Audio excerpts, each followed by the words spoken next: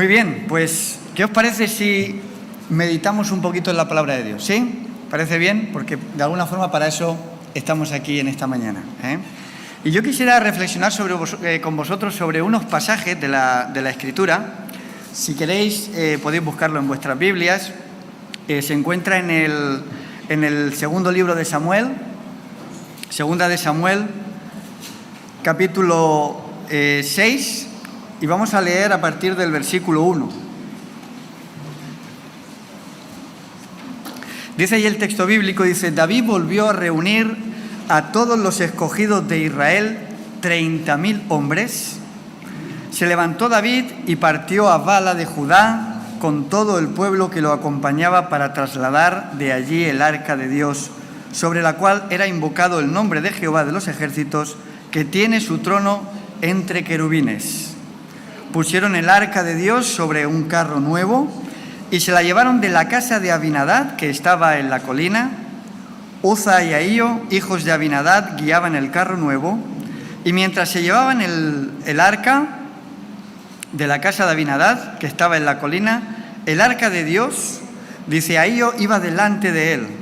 David y toda la casa de Israel danzaban delante de Jehová con toda clase de instrumentos de madera, de haya, con arpas, con salterios, panderos, flautas, címbalos. Cuando llegaron a la era de Nacón, Uza extendió su mano hacia el arca de Dios y la sostuvo, pues los bueyes tropezaban. Entonces el furor de Jehová se encendió contra Uza, y allí mismo lo hirió Dios por aquella temeridad, y cayó allí muerto junto al arca de Dios. David se entristeció por haber herido Jehová a Uza, y fue llamado a aquel lugar Pérez Uza hasta el día de hoy. Temiendo David a Jehová aquel día, dijo: ¿cómo ha de entrar en mi casa el arca de Jehová? De modo que David no quiso llevar el arca a su casa, a la ciudad de David, el arca de Jehová, sino que la hizo llevar a casa de Obed-edom el geteo. Y estuvo el arca de Jehová en casa de Obed-edom el geteo 3 meses, y bendijo Jehová a Obed-edom y a toda su casa. Bueno, yo creo que esta es una historia que hemos leído, hemos escuchado en alguna ocasión, ¿verdad? Sobre todo nos llama la atención la muerte de Uza por tocar el arca, ¿verdad? Es una de las cosas o de las incógnitas que muchas veces nosotros pues miramos en el texto bíblico, ¿verdad? Porque además era uno de los hijos de Abinadab, era de los sacerdotes, y que estaban a cargo, ¿verdad?, del arca, en este caso del arca de la alianza. Pero me gustaría que pudiésemos hacer un poquito de memoria y vayamos un poquito atrás, porque en esta mañana me gustaría hablar un poquito del arca de Dios. Y todo comienza con una batalla, un enfrentamiento que tiene Israel contra los filisteos.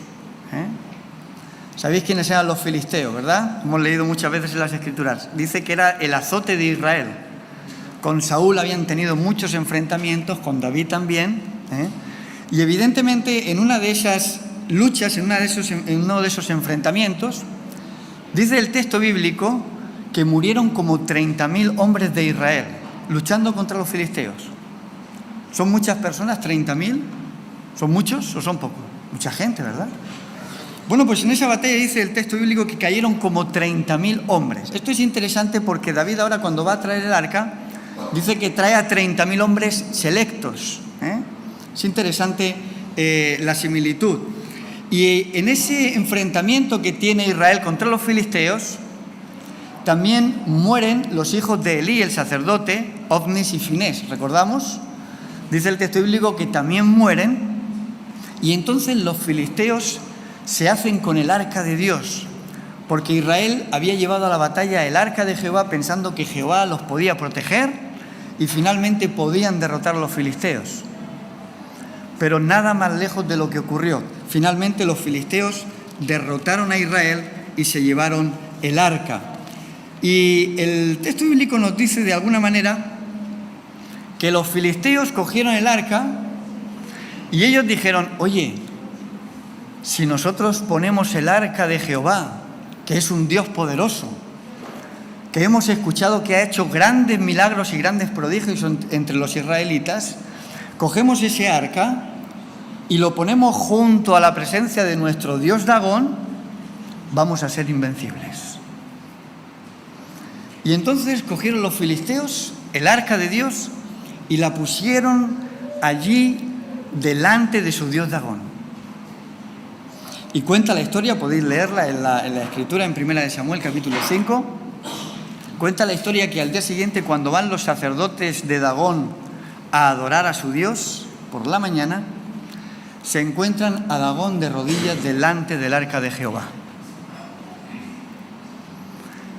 Ellos, un poco asombrados, no daban crédito a lo que estaban viendo, no sabían lo que había pasado. Entonces cogen y ponen a su dios nuevamente en pie, y al día siguiente, cuando regresan, se encuentran nuevamente a Dagón de rodillas delante del arca de Jehová, pero esta vez con los brazos y la cabeza cortada. ¡Qué interesante! ¿Qué contenía el arca? ¿Qué contenía? Sobre todo la ley de Dios, ¿verdad? Los 10 mandamientos estaban dentro del arca de la alianza. ¿Y qué dice el primero y el segundo mandamiento? No tendrás otros dioses delante de mí. No te harás imagen ni ninguna semejanza de lo que hay en el cielo, en la tierra, debajo de las aguas, ¿verdad? Recordamos el texto bíblico, ¿verdad? ¿Qué estaba pasando en ese momento con el arca de Dios? Dios estaba dándole un testimonio a los filisteos. Les estaba diciendo que Él es un Dios que no quiere otros dioses delante de Él. Y el arca estaba siendo ahora un testimonio para la conversión de esta gente. Pero sin embargo, los filisteos no quisieron escuchar ese testimonio, hicieron caso omiso a ese testimonio que el Señor les estaba dando, y finalmente dice el texto bíblico que Dios los hirió con tumores, y dice que todo el pueblo empezó a sufrir esa enfermedad. Durante 7 meses estuvo el arca en manos de los filisteos. Finalmente, viendo los filisteos que habían enfermado, devolvieron el arca nuevamente a Israel.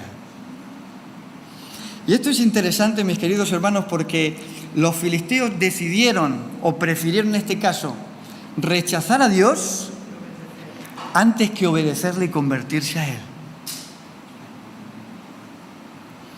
Y sabéis, esto es algo que puede ocurrir en muchas ocasiones y con muchas personas. Porque, sabéis, el arca de Dios representaba la presencia de Dios en Israel. Y qué pena que a veces Dios pueda llegar de forma fortuita, podemos decir, a la vida de alguien, de forma causal, no casual, sino causal, por una causa, y que finalmente la persona rechace la presencia de Dios en su vida. Es triste. En Patriarcas y Profetas, Elena White dice algo muy interesante sobre este acontecimiento. Dice: el arca era un símbolo de la presencia permanente de Jehová y de su poder en Israel. Pero en este caso Israel había cometido pecado abierto y no se había vuelto a Dios. Por lo tanto, se cumplió el proverbio que dice: la oración le es abominable al que aparta su oído para no escuchar la ley de Dios. Es duro, pero Dios no escucha las peticiones de quienes albergan iniquidad en el corazón. Por ese motivo, dice ella, el arca, la presencia de Dios, no los libró de los filisteos, a los cuales tampoco bendijo.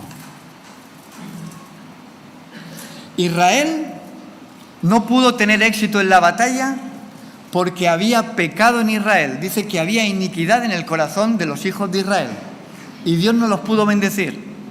Pero tampoco pudo bendecir a los filisteos porque finalmente rechazaron a Dios. No quisieron al Dios de Israel en sus vidas, no quisieron convertirse al Dios de Israel. Por lo tanto, dice el Nahuay que a ninguno de ellos libró, pero tampoco bendijo a los filisteos en este caso. Y sabéis, mis queridos hermanos, creo que a veces nosotros como creyentes podemos encontrarnos en una situación similar. Podemos ser parte del pueblo de Dios, creer que somos hijos de Dios, y lo creemos efectivamente, pero que la presencia de Dios no nos acompañe. Y eso sí que puede ser triste para nosotros como pueblo adventista, como pueblo de Dios.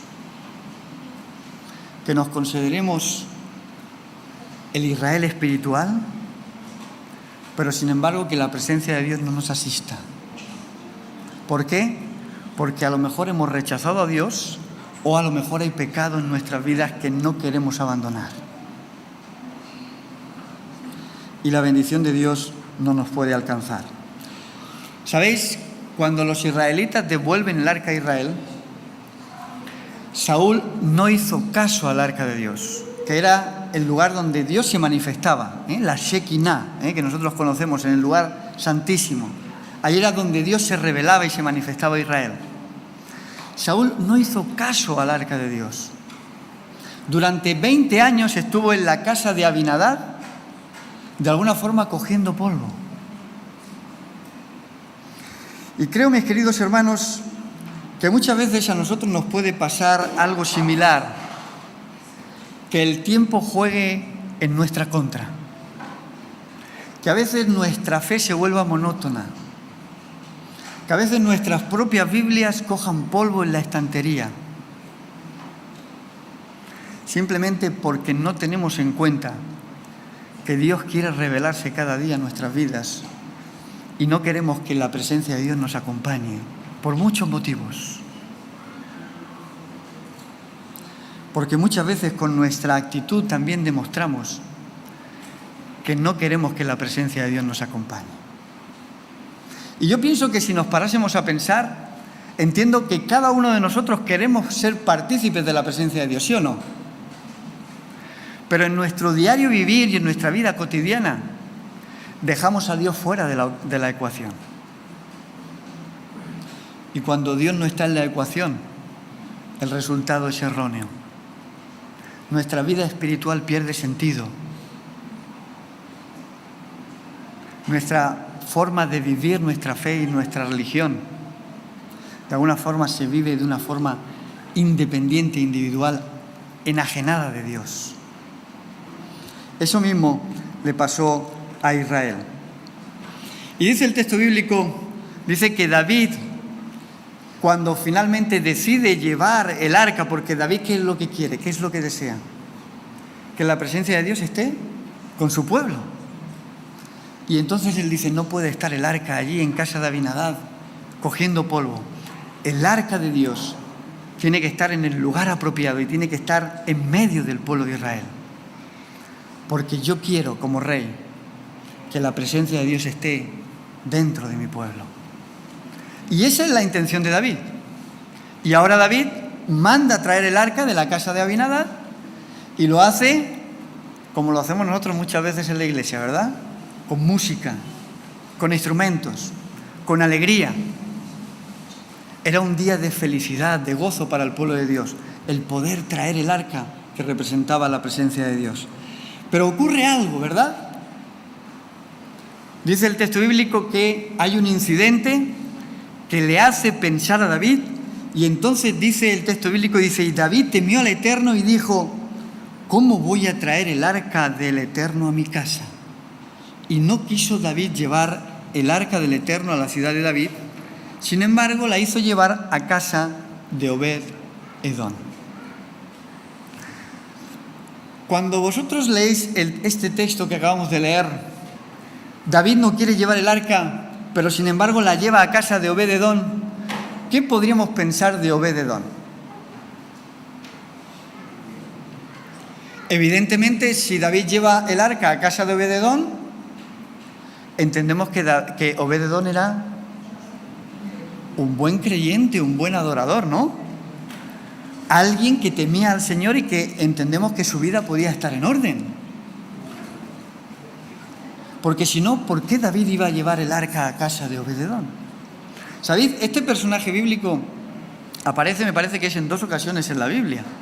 Una en este incidente, Obed-Edom, y otra se le identifica con los músicos de David. Entiendo que David conocía a este hombre, que este hombre era una persona conocida en el pueblo de Israel y era una persona de buena reputación. ¿Os gusta tener una buena reputación o no? ¿A quién no le gusta tener una buena reputación? ¿Qué dicen de vosotros? ¿Qué piensa la gente de vosotros? La que os conoce, la que os ve. ¿Cuál es vuestra reputación? Obed-edom tenía una buena reputación y el arca fue llevada a su casa. Y dice el texto bíblico, dice, y estuvo el arca de Jehová en casa de Obed-edom el geteo 3 meses, y bendijo Jehová a Obed-edom y a toda su casa. ¿Os gustaría, mis queridos hermanos, tener la bendición de Dios, sí o no? ¿Quién no quisiera tener la bendición de Dios? Yo creo que todos. Y si estamos aquí, de alguna manera, es porque deseamos también tener la bendición de Dios. ¿Cuánto tiempo pasó para que Obed-edom recibiese esas bendiciones? Dice el texto bíblico, 3 meses que estuvo el arca allí. Y yo quiero pensar, porque el texto bíblico lo dice, ¿cómo serían esas bendiciones? ¿Cómo serían? Entiendo que era algo visible, porque el texto bíblico nos muestra, dice que evidentemente Jehová bendijo a Obed-edom durante esos 3 meses. Entiendo que las bendiciones eran visibles. Y yo pienso que Obed-edom era un granjero y un agricultor. Y este hombre pues estaría en su casa, ¿verdad? Y en un momento determinado pues estaría ordeñando a sus cabritas. ¿Habéis visto cómo se ordeñan las cabras o las vacas? Y estaría sacando la leche de allí, de sus cabritas. Y en un momento determinado se llena el cubo de leche y quita el cubo de leche y la cabra lo mira y le dice, sigue que todavía hay más leche. Y Obed-edom se sorprende, trae otro cubo, empieza a sacar leche y la cabra lo mira otra vez y le dice, sigue que todavía tengo más leche.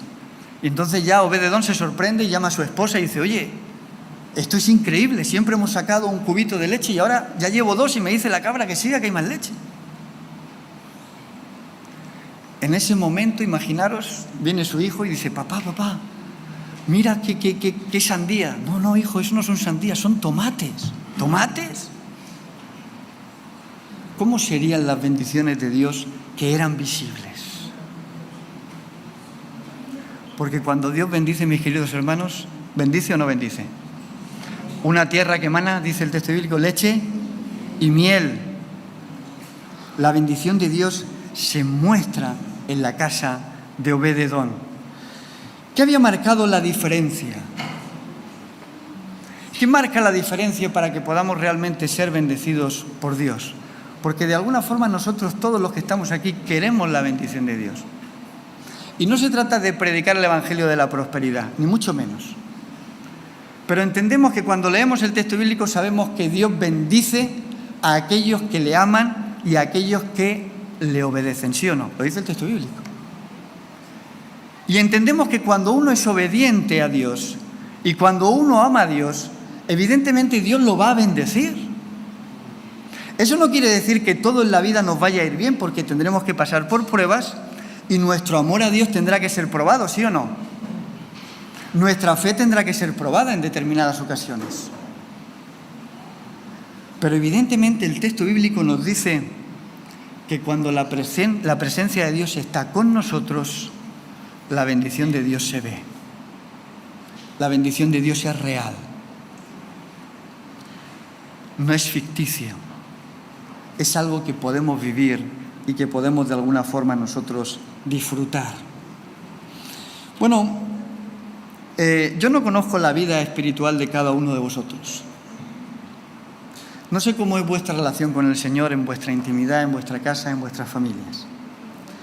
Pero estoy seguro de que si nos encontramos aquí es porque de alguna forma queremos andar en los caminos de Dios y queremos ser fieles a Dios. Es importante saber que muchas veces nuestra vida espiritual se puede tornar monótona, que a veces incluso podamos vivir del residuo que quedó cuando conocimos el Evangelio y vivimos un poquito de rentas. Pero el Señor lo que quiere no es que vivamos de rentas, sino que vivamos de una experiencia real cada día con Él, ¿sí o no? Que su presencia pueda estar en nuestros hogares, en nuestras vidas cada día. Y esto es lo que ocurrió en este caso con Obed-Edom. 3 meses, mis queridos hermanos. 3 meses, ¿es mucho tiempo? ¿Podríamos a lo mejor hacer la prueba? Podríamos quizás decirle en esta mañana al Señor: Señor, yo me gustaría que a partir de hoy puedas venir cada mañana conmigo a mi casa. Y quiero que estés durante 3 meses para que yo pueda comprobar que realmente tú vas a ser una bendición para mí y para mi familia. ¿No sería algo maravilloso? La bendición de Dios. Y fijar lo que ocurre. Versículo 12. Y avisaron a David que el Eterno había bendecido la casa de Obed-Edom y todo lo que tenía a causa del arca de Dios. Hemos dicho que el arca representaba la presencia de Dios, ¿verdad? Y entonces, ¿qué es lo que hace David? Dice: si Dios ha bendecido a Obed-Edom, yo quiero que no solo él sea bendecido, sino que todo Israel pueda vivir esa experiencia y sea también bendecido. Entonces fue David y trajo con alegría el arca de la casa de Obed-Edom a la ciudad de David. Y dice que lo hicieron con cánticos, con alegría, ¿verdad? Con gozo. Mis queridos hermanos, cuando el Señor vive con nosotros, nuestra vida espiritual es totalmente diferente. No se trata de vivir al lado del Señor, sino vivir con el Señor. Yo creo que muchos de vosotros conocéis el Salmo 91, ¿verdad? ¿Conocéis el Salmo 91? ¿Cómo empieza el Salmo 91? El que habita, ¿dónde? Al abrigo del Altísimo morará bajo la sombra del Todopoderoso. El que habita con el Señor no es el que conoce del Señor, el que profesa del Señor, es el que vive con el Señor, el que mora bajo el abrigo del Altísimo. Y pienso, mis queridos hermanos, que cuando eso es una realidad en nuestras vidas, la bendición de Dios es palpable, es notable. ¿Recordáis cuando fueron los espías a reconocer aquella tierra prometida, aquella tierra que el Señor estaba preparando para su pueblo, que era una tierra bendecida, la tierra de Canaán? ¿Recordáis? Cuando aquellos dos pasaron por el valle de Escol y dice que recogieron un racimo de uva, que tuvieron que transportarlo entre 2 personas, ¿recordáis? ¿Cómo serían esos racimos de uva? ¿Es generoso el Señor con los suyos o no? ¿Es generoso? Yo creo que sí. Yo creo que sí. Yo creo que Dios es generoso con nosotros. Cuando nosotros habitamos con el Señor, cuando nosotros le pedimos al Señor que more con nosotros en nuestro hogar, las bendiciones son palpables. Nuestra vida espiritual es bendecida, nuestro matrimonio es bendecido, nuestros hijos son bendecidos, nuestro trabajo es bendecido, es prosperado, porque hemos decidido que Dios more con nosotros. Y sabéis, en esta mañana os quiero decir que el arca donde se manifestaba la presencia de Dios representaba a la persona de Jesús. Hay un pastor que supongo que alguno de vosotros conoce, al pastor José Antonio Ortiz. Él hizo una tesis doctoral sobre lo que era la caporé, la cubierta del arca. Y en su tesis él defendió y demostró que esa tapa representaba a Cristo Jesús. El lugar donde el sacerdote dejaba caer la sangre y era como una especie de mediador, ¿verdad?, entre Dios y los hombres, y era el lugar, ¿verdad?, que separaba también la presencia de Dios de la ley de Dios, Podemos decir, efectivamente, como dice Juan, el Verbo de Dios se hizo carne y habitó entre nosotros. Jesús era la manifestación del carácter de Dios y de la ley de Dios, de la presencia de Dios. ¿Y qué pasaba cuando Jesús entraba en una casa? ¿Qué pasó cuando Jesús entró en la casa de Zaqueo? El texto bíblico lo dice: hoy la salvación ha venido a tu casa. Porque cuando la presencia de Dios está en nuestra casa, hay salvación. Hay salvación para cada uno de nosotros. Hay perdón. ¿Qué pasó cuando Jesús entró en la casa de Jairo? Recordamos a la hija de Jairo, una muchachita con 12 años. Cuando entró la presencia de Dios a esa casa, hubo sanidad, hubo resurrección. Porque la presencia de Dios estuvo allí. Cuando estuvo Jesús en la casa de Marta, de María y de Lázaro, ¿no hubo bendición también? ¿No hubo también resurrección para Lázaro? ¿Qué pasó cuando Jesús entró en la casa de Simón el leproso? También fue bendición para él y para todos los que estaban en esa casa. Y cuando entró Jesús en la casa de Pedro, recordamos a la suegra de Pedro, que estaba con fiebre, y el Señor la tocó y dice el texto bíblico que la fiebre desapareció. Porque donde está la presencia del Señor, mis queridos hermanos, hay salvación, hay sanidad, hay bendición. Y a mí me gustaría, mis queridos hermanos, que sobre todas las cosas podamos pedirle al Señor que Él pueda entrar en nuestra casa. Por eso el sermón de hoy lo titulé Pon el arca en tu casa. Porque si el arca de Dios está en tu casa, si la presencia de Dios está en tu casa, evidentemente tu vida va a ser una vida de bendición para ti y también para aquellos que te conocen. El Señor te bendiga en esta mañana y el Señor te guarde de todo mal, es mi deseo para ti en el día de hoy. Amén.